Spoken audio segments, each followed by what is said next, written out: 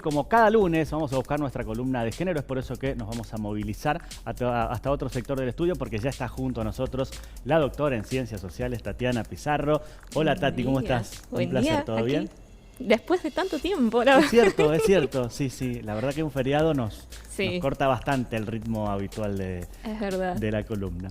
Bueno, hoy algo muy importante, se trata de una campaña de visibilización que se lleva adelante, se llevó en el marco del mes pasado, pero seguramente persiste en el tiempo, ¿no? Sí, justamente. Cuando propuse este tema fue justamente por o en contra de les negacionistas, porque le digo a propósito con la E, de les negacionistas de los 30.000 desaparecidos. ¿Qué dicen los activistas del colectivo LGTBIQ+?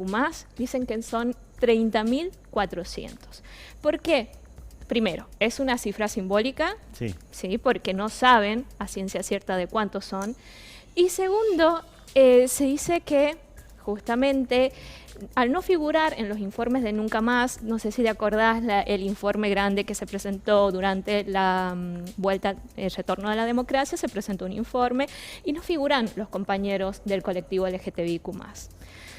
Cuando preparaba esta columna, me di cuenta que en realidad los compañeros y compañeras del colectivo LGTBIQ+, ellos desarrollaban una tarea de activismo desde hacía muchas décadas, mucho antes de la dictadura. Contexto, ¿no? En otro contexto totalmente distinto. Mira, para que te des una idea, ellos formaron el Frente de Liberación Homosexual.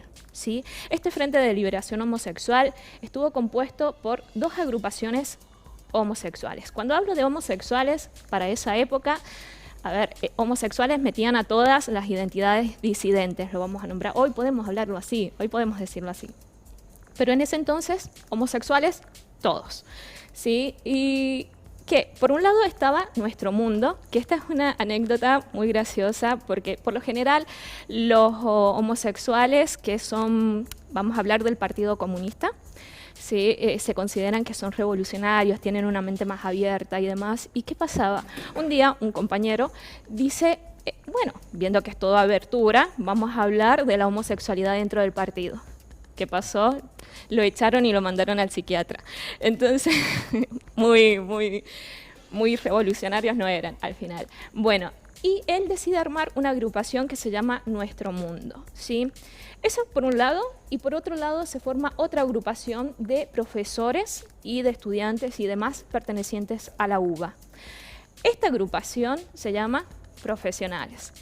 Cuando llega la primera dictadura, la Revolución Argentina con Onganía, señor, por un lado, hago así una aclaración, Diario La Nación lo presentaba como un señor de buenas costumbres que apelaba a las buenas costumbres, y una de esas era secuestrar gente. Esa era la buena costumbre. No, pero en Diario La Nación lo figuraban como un buen padre, que de pronto le gustaban los asaditos los domingos y demás. Él iba en contra de todas las juventudes, ¿sí? Entonces, ¿por qué? Porque las juventudes tenían eso de disruptivo. Venimos a romper esto que es la institución familiar y demás. Imagínate a un militar cuestionarle la institución familiar. Es como insultarle a la mamá. Entonces, directamente se trataba de apresar a las juventudes. ¿Y qué pasaba? En ese tiempo se le da mucho poder a la policía, ¿sí? ¿Y cómo? Tiene mucho poder a través de edictos policiales. Estos edictos policiales, si nos recordamos lo que es educación cívica de la secundaria, sabemos que el único poder que puede judicializar o que puede juzgar, ¿cuál es? El poder judicial, ¿sí? Bueno, pero en este caso a la policía se le dotaba de poder a través de edictos policiales, que el más temido por los homosexuales era el segundo H. El segundo H hacía que vayan presos, o sea, los encarcelaban por el simple hecho de ser homosexuales. Si lees que es el segundo H, dice es por prostitución y exhibicionismo. Nada que ver, es un simple eufemismo para ser homosexual. Los llevaban presos, ¿y cómo? Ellos hacían una trampa, los policías, que intentaban o buscaban en los baños ciertos encuentros de carácter sexual. Y cuando se iban a producir ese encuentro, sacaban la chapa y los llevaban presos. Persecutorio, por decirlo de alguna manera, ¿no? Horrible, espantoso. Y esto se dio hasta, incluso con la creación del Frente de Liberación Homosexual. Hay un hombre que pertenecía a este grupo de profesionales que se llamaba Néstor o Héctor, Perlonger, ¿sí? No soy buena con los nombres, Perlonger, pero era muy conocido como Rosa de Luxemburgo. ¿Por qué? Porque tenía unas raíces trotskistas. Entonces, imagínate, en este Frente de Liberación Homosexual figuraban, por un lado, estaban los peronistas, los trotskistas, los marxistas, los anarquistas. Era una ensalada bárbaro, exquisita, pero bárbara. Bueno, resulta que este Frente de Liberación Homosexual todavía hace, valga la redundancia, frente a la otra dictadura, a la dictadura también con militares que perseguían a los ideales, los cambios, las nuevas ideas, por así decir, que no eran nuevas, o sea, eran un simple ser. Y a Néstor Perlonger se lo llevan preso, ¿sí? Resulta que muchos y muchas homosexuales logran emigrar en la segunda dictadura, ¿sí? Logran emigrar, van a Barcelona, Madrid, quienes no podían pagar algo tan caro iban a Uruguay y demás. ¿Y qué pasa?